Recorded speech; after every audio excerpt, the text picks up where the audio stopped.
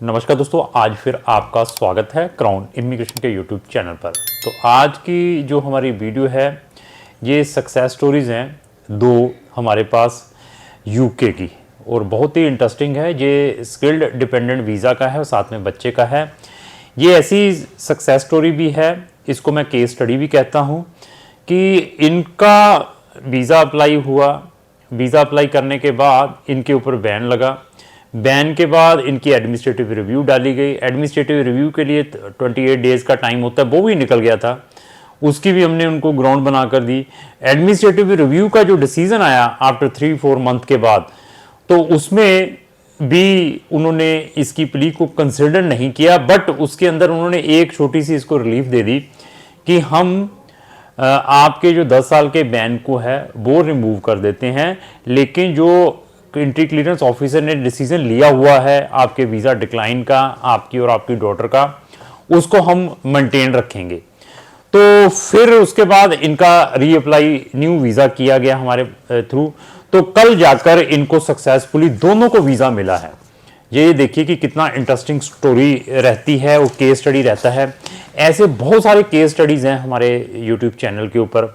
अभी यूके एक primary country है जो इमिग्रेशन का सिस्टम है, चाहे वो स्टूडेंट को लेकर चलें, स्पाउस को लेकर चलें, तो इस कंट्रीज को ही लोग अडॉप्ट करते हैं जो अनदर कंट्रीज थी, जो भी सिस्टम यूके में रहा है। तो यूके हमारी भी प्राइमरी कंट्री रही है, लेकिन मैं इसको एक वाइबल कंट्री नहीं समझता हूँ। बट लोग धड़ाधड़ विदाउट सोचे समझे 16-16, 20-20 लाख की फीसें लगाकर वहाँ पर स्टूडेंट वीज़ा पर जा रहे हैं। अभी नया सिस्टम मार्केट के अंदर आ चुका है कि 16 लाख रुपए 20 लाख की फ़ीस लगाने की जरूरत क्या है, तो आप अभी स्किल्ड वर्कर में चले जाएं। 25 लाख रुपया लगाकर साथ में स्पाउस और डिपेंडेंट के साथ अभी ये ड्रामा स्टार्ट हो गया। तो यूके गवर्नमेंट का सिस्टम ये रहा है कि वो ना, जब उनको भूख लगती है तो फिर इधर उधर नहीं देखते, जो आना है आने देते हैं, कि सब अपनी इमिग्रेशन पॉलिसीज़ को लीनियट कर देते हैं।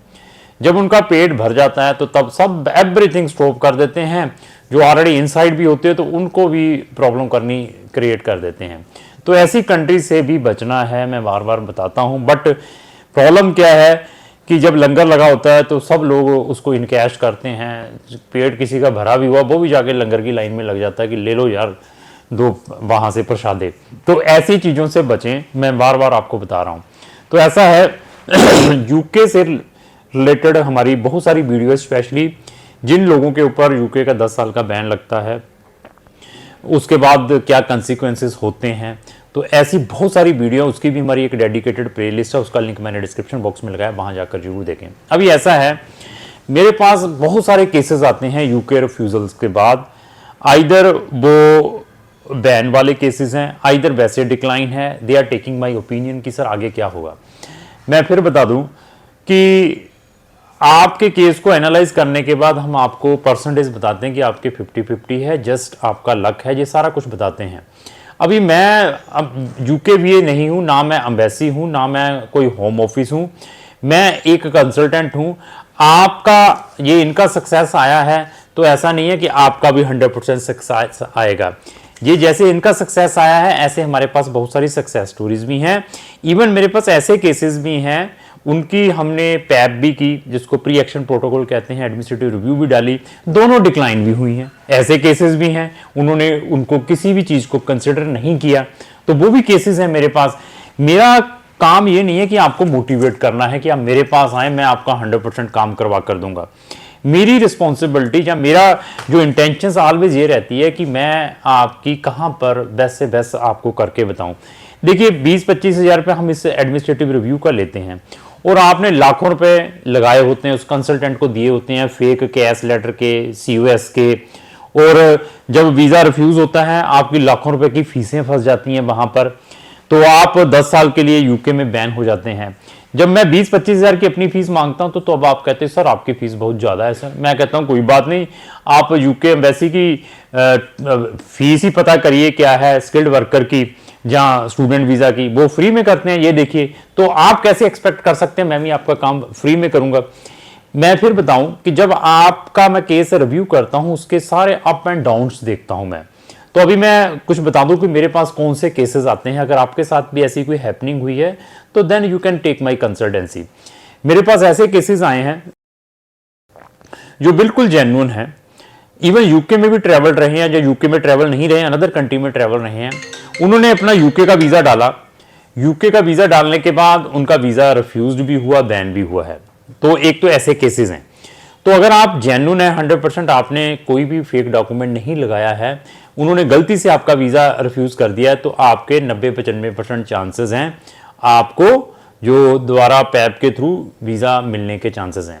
दूसरे केसेस कौन से आते हैं? आपके एजेंट ने आपके डॉक्यूमेंटों में अल्टरेशन एडिशंस की होती हैं, आपकी बैंक स्टेटमेंटों में कोई पैसे कम बढ़ किए होते हैं, आपके कोई फेक बैंक स्टेटमेंटें लगा देते हैं, आपके कोई फेक एकेडमिक डॉक्यूमेंट लगा देते हैं, आपका फेक कोर्स लेटर लगा देते हैं, जो कंफर्मेशन ऑफ जो भी है, आपका स्पॉन्सर है, सर्टिफिकेट ऑफ स्पॉन्सर है, आपका कैश लेटर फेक लगा देते हैं, तो आपका लोन लेटर फेक लगा देते हैं। तो उनका क्या है कि वीजा रिफ्यूज होता है, साथ में उनके साथ ऊपर बैन लगता है 10-10 साल का। ऐसे केसेस भी आते हैं। आपके मैरिज सर्टिफिकेट फेक है, आपके स्पॉन्सर फेक हैं, ऐसे केसेस भी मेरे पास आते हैं, जो ऐसे क्रूशियल और क्रिटिकल केसेस होते हैं। इवन ऐसे केसेस भी आते हैं वीजा ग्रांट होने के बाद उनके वीजा से रिवोक्ड हो जाते हैं या वहां से डिपोर्टेड हो जाते हैं यूके से, वो भी केसेस आते हैं। ये सारे केसेस को हम एनालाइज करते हैं कि आपके केस में आपको कौन सी रेमेडीज यूज करनी चाहिए। आपको प्री एक्शन प्रोटोकॉल में जाना चाहिए, आपको एडमिनिस्ट्रेटिव रिव्यू में जाना चाहिए, जहां आपको जुडिशियल रिव्यू की रिक्वायरमेंट है। Everything we are checking after checking your profile.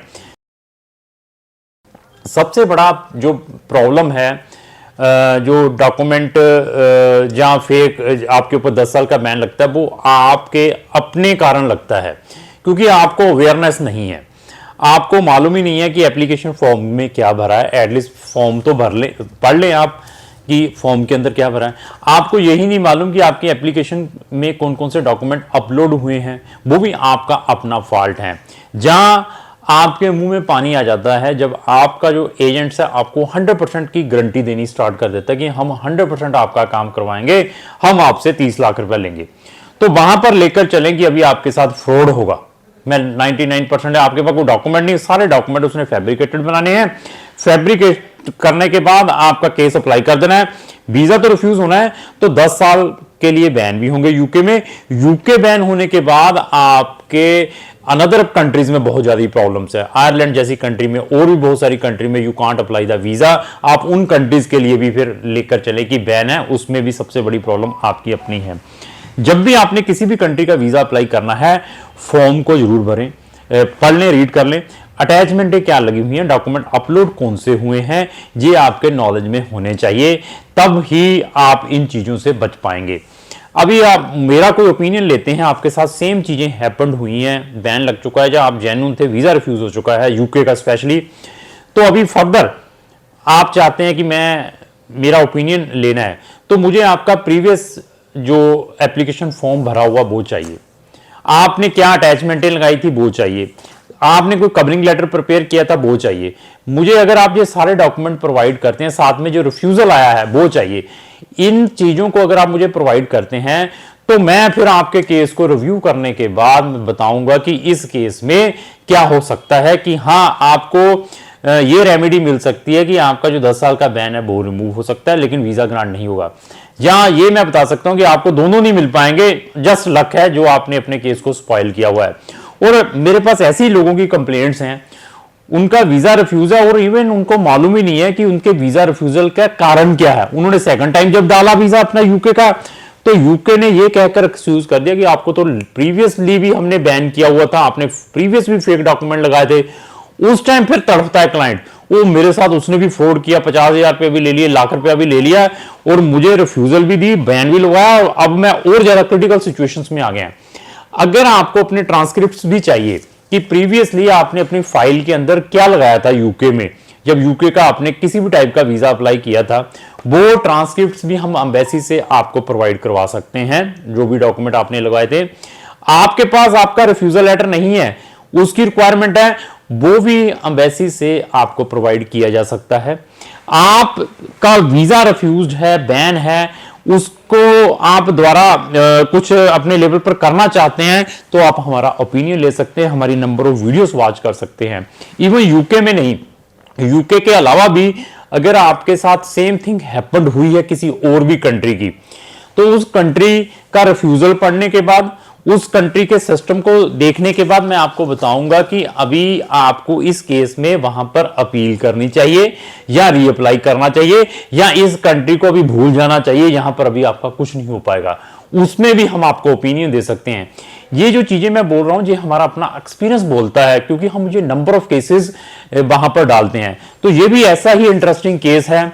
तो पहले प्रीवियसली रिफ्यूज था इसका यूके का, सेकंड टाइम जब इसने अपना डिपेंडेंट अप्लाई करना था स्किल्ड वर्कर का, तो प्रीवियस रिफ्यूजल को मेंशन नहीं किया, दैट रीजन रिफ्यूज हो गया।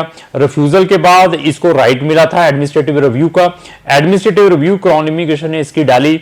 उस एडमिनिस्ट्रेटिव रिव्यू में उन्होंने सिर्फ इसकी 10 साल के बैन को रिमूव किया है, लेकिन जो उसका प्रीवियस स्टैंड था एंट्री क्लियरेंस ऑफिसर का, उसको मेंटेन रखा कि हम रिफ्यूजल देंगे। फिर हमने फ्रेश अप्लाई किया दोनों का, इसकी डॉटर का भी उसका, तो अब लास्ट जाकर इसका वीजा ग्रांट हुआ है। तो ऐसे ऐसे केसेस भी हमारे पास आते हैं। अगर आपके साथ इस टाइप की किसी भी टाइप की हैपनिंग है तो आप हमें भी संपर्क कर सकते हैं। अगर आपके किसी भी फ्रेंड को यूके या यूके के अलावा भी इस टाइप की कोई प्रॉब्लम आई है, उसको भी ये मेरी वीडियो जरूर शेयर करें। लास्ट मेरी यही रिक्वेस्ट है, अगर आपको जो मेरी वीडियो अच्छी लगी तो लाइक एंड शेयर करना ना भूलें। Thank you.